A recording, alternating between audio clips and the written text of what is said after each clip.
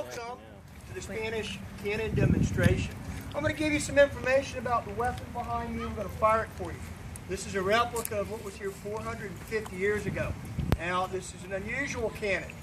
If you have seen cannons shot before, I can say, without a doubt, you've not seen one of these, because you have to come here. No place else in the country shoots one of these. These were invented in the middle 1400s and shot almost to the end of the 1500s. So the only Europeans you had running around were Spanish. And they were running around in Florida. This is a 6-pound breech charged muzzle loader. So that's everything you need to know. It means it shoots a 6-pound ball. It loads powder from the rear end, the breech. The ball still has to go down the front. That's the muzzle part. So it's about a 900-pound cannon. The ball's no bigger than this. Doesn't take a lot of iron to make a 6-pound ball.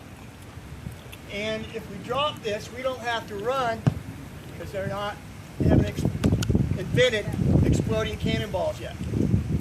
The gun behind me, the way you get the powder in, you'll notice behind the cannon there's an iron mug about so big.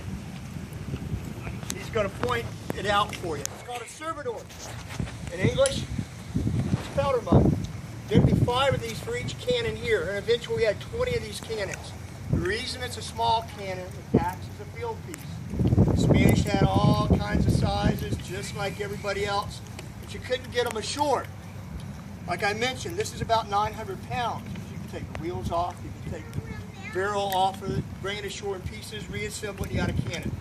They had 24 pounders, they had 36 pounders, but those cannons with carriage weigh anywhere from 3,000 to 5,000 pounds. They were not coming off the ships. This gun is a smoothbore. Accurately, it can shoot up to 3/4 of a mile away, and it's pretty darn accurate.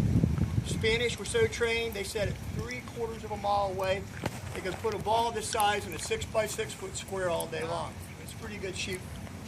But the maximum range is 1 mile. If you look at the Bridge of Lions to your right, down to the south of us, the bridge with the tower, it's 9/10 of a mile from us. We can just reach that bridge, which is not accurate. We can hit that bridge from here. So this gun would have 5 mugs, 6 men for a crew, 5 if you had to. And the reason for that is this gun can be operated and shot 3 to 4 times each minute. Not a big deal today. For 1565, that's real fast. Do that times 20 cannons. All of a sudden, the Spanish here can keep 60 to 80 cannonballs in the air per minute if that's what they want to do.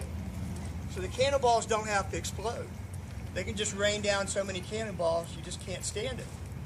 We're not shooting at ships. Ships stayed out in the ocean because you couldn't get over the sandbar in front of the inlet to get into the inlet. The Spanish, when they arrived with men and supplies, used boats like the one being constructed in our boathouse. It's a longboat. In English, there's called a chalupa. They'd go out, pick up men and supplies, row back in. Go out, come back in. To attack, they used boats like that. So the cannons behind me make real short work of little boats like that, especially when you consider a guy's been rowing them for a couple of hours to make it from the ship into this river. All the marsh you see behind me, you would not see 450 years ago. They tell us it didn't exist yet.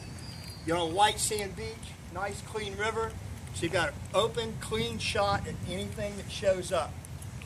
All this was happening because underneath your feet and in the field behind you, this is the original site, the original home of St. Augustine. I hate to tell you this, but Jamestown is not where American history began. They like to say that sometimes, but they're pulling your leg.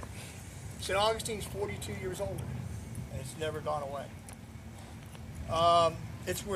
Jamestown's where English America began, but you know, Europeans came here and never left. They're still here. So this September will be 450 years old. We're the oldest continually occupied European settlement in the continental United States. I can't say North America because that encompasses the Caribbean, and the Spanish were already there too. So all this happened because of these cannons. This is what saved their bacon. They didn't bring them to fight Indians. We'd like to fire this gun for you. If this was a battle we'd be on the verge of impressing you guys like you wouldn't believe. You'd be so impressed you couldn't hear from this dollar. But we can't do that. Normally, the normal shot for our time in history was half the weight of your projectile. If you had a 36-pound cannonball as big as your head, you used 18 pounds of black powder. This, you would use 3 pounds. 1 pound of black powder is equivalent to a stick of dynamite, so we'd be putting 3 sticks in this thing and lighting it. So, when you hear this, well, I'll go ahead and tell you, we only shoot 2 to 2.5 ounces. Now, before you all go, "Aw," I want you to hear it. The wind's still blowing away from us, so it's going to take a lot of the sound out in the ocean instead of coming towards you, but it's still going to be pretty darn loud. Just keep in mind when you hear this gun go off, in real life it would be over 20 times louder than what you're about to hear. I'll yell fuego. See, if you don't like it, you can cover your ears. Don't worry though, if you don't cover them, it's not going to get anywhere near a decibel that's going to hurt your ears. You may flinch, you may jump a little bit, but that's okay. That's what we're after anyway. So, and you guys can come all the way up to this rope if you like to, so you can feel it a little better, get a better picture. I promise we have not lost anyone today. Today. You may be first, but we haven't lost Today. anyone yet. Nice. Today.